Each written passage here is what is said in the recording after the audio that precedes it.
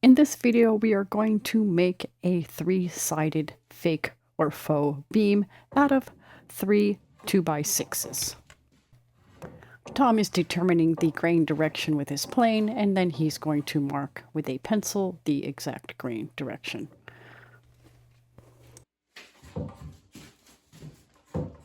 Next, Tom is marking the distance between the connection points of the side of the beam to the bottom of the beam. The bottom of the beam is what we see from the floor. He's doing 6-inch marks. Next, he marks the depth line at each of those 6-inch marks, and that is the position with which he will countersink a hole for the screws that are going to attach the sides to the bottom. The picture above shows the cross scratches on each of the 6-inch marks. Here, Tom is drilling the countersink holes. There's about 24 on each of these boards since they are just over 12 feet long. Tom applied glue before he started screwing the pieces together, and here you can see he's clamped it, the bottom and the side together with 2 different clamps. And this is just another view of that.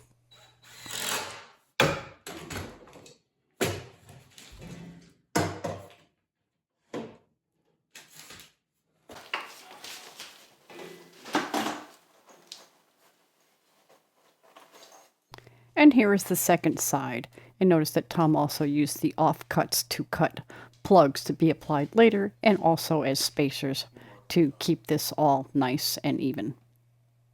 And here I am, just applying the plugs a little bit ahead of him so that it made the job go a little bit faster.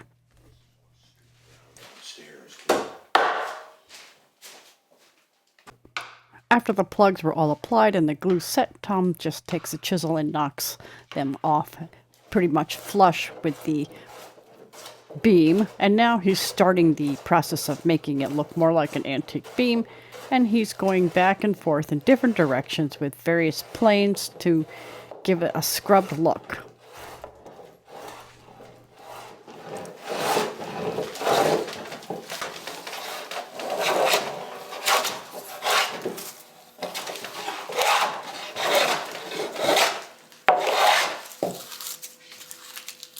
After scrubbing with the planes, he took a hewing hatchet and he started hewing the edges and the sides to make this look a little bit more authentically like a real hand-hewn beam, which he could have done, but we didn't do because, first of all, we would have had to hollow it out anyways for the electrical that we have to wire through it, and second, it would have been awfully heavy.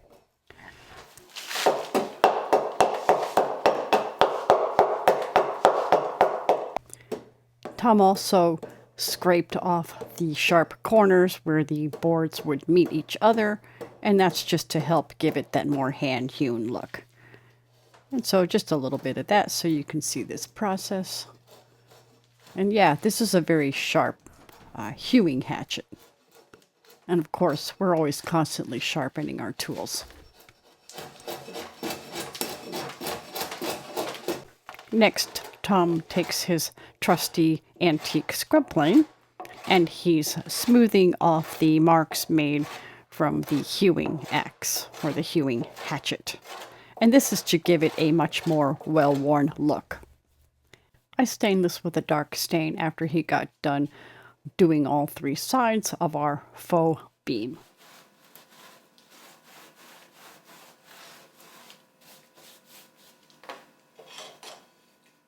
We determined exactly where the ceiling joist was to which we need to attach the 2x6 cleats.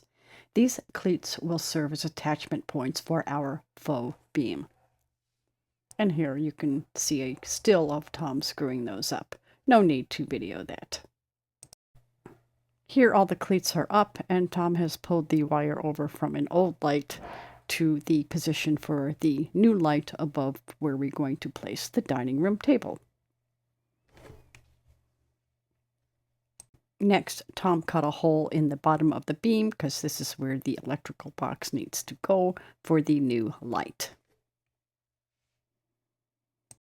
All right, now it's time to install this. So Tom has put two 2x4 pieces, one on the wall above my head where you can see me putting it right there, and then one attached to the bottom of that LVL beam between the kitchen and the dining room. And that's just a temporary holding, so neither one of us had to hold the whole weight of this thing up, although it really actually wasn't that heavy. Anyway, so it fit really well because we were really, really careful with our measurements. And I used the lamp hole to pull it snug against the wall. At this point, Tom is going to try to place it all the way up to the top. So what we had to do was get the car jack from the barn, and we placed a 2x4 underneath of this, and then slowly pushed it all the way up snug to the ceiling. And that was just so that it could be supported while Tom screwed it all in.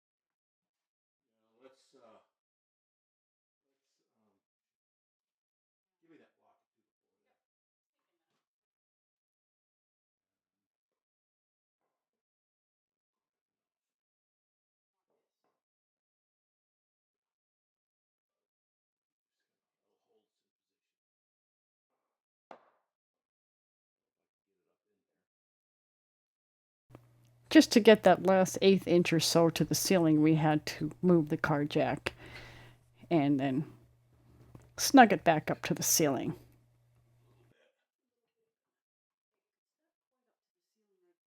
Yeah, I saw that.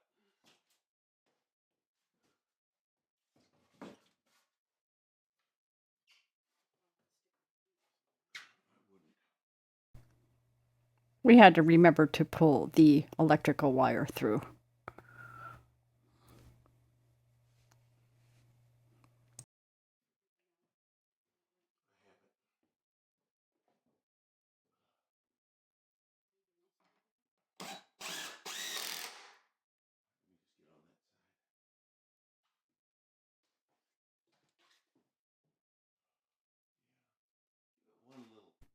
Okay, so Tom asked me to give it a little bit more juice just to snug it up to the ceiling, and that snugged it the rest of the way.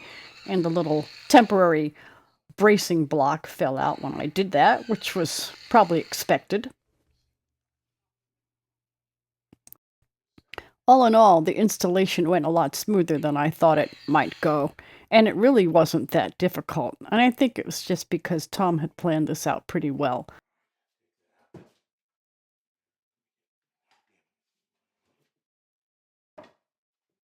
Definitely an professional installation.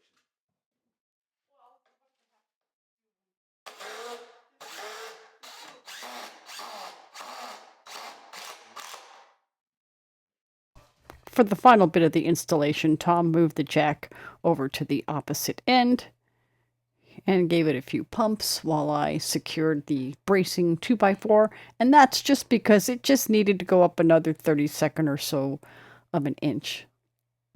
Of course, at the very end, I will be replastering or texturing the ceiling by hand in a special texture that I like to do. And that'll give the beam an even better look, like it's been sitting there for a couple of centuries rather than just got put up now. Anyways, so that would be kind of fun. And you can see the whole thing's a mess, but we're working on it. And we'll probably make some more videos as we proceed through this project.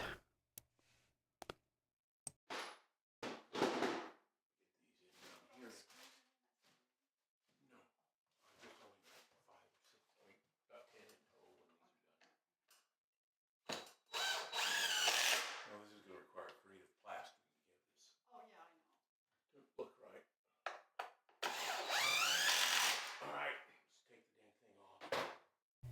The final step of this installation was to stain the plugs that are covering up the screws that attach the beam to the cleats, and the cleats, of course, are what attach the beam ultimately to the ceiling.